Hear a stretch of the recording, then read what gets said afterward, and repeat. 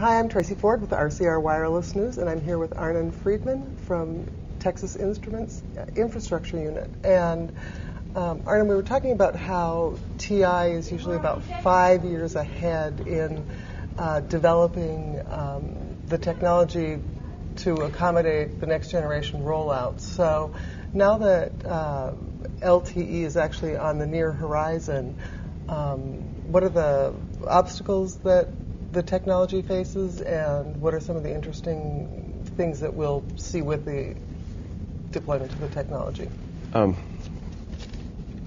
Yeah, on the LTE, I think if people follow wireless development and news, that I think that's as big as 4G is finally here, I guess they would say. But I think we have to remember, take some historical perspective, that people talked about 3G being here probably about 10 years ago.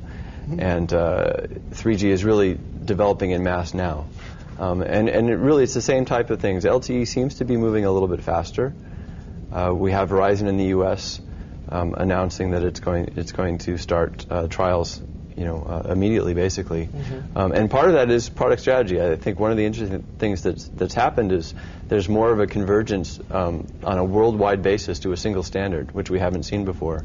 So the U.S. had been CDMA 2000, and the rest of the world actually started following a WCDMA standard. So there was a sort of a disconnect. And I think anybody who's traveled and had their phone not work when they go overseas can relate to this.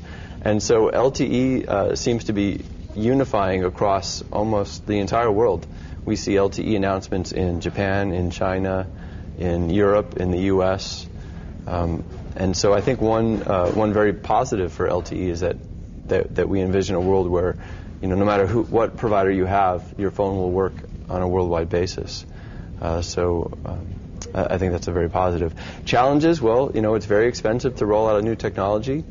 Depending on the carrier, they might have just released a lot of 3G networks. HSPA has great bandwidth as well. So I think you're going to see different operators taking different time strategies. So Verizon, who didn't have HSPA or WCDMA, goes directly to LTE. AT&T might move a little bit slower but get pushed by Verizon. Same thing in the rest of the world. So where you have very strong networks now, strong, fast 3G networks, they might take a little bit more time to go to LTE. Other operators may see a distinct advantage in jumping to 4G. So I think we'll see spotty development. I think it'll be, probably 5 years before we really see massive deployments. So in the infrastructure world, things do take longer. You mentioned 5 years. There really is a long time horizon before what we generate and what goes out to the market. So are you working on fifth generation technology? Yeah. I don't even know what they call it now beyond that. Right. But there is already LTE advanced. The next, a gigabit per second on the air, something like that, is already talked about. So really our strategy, we have to be cost effective for today's technology, but we still need to be able to enable tomorrow's.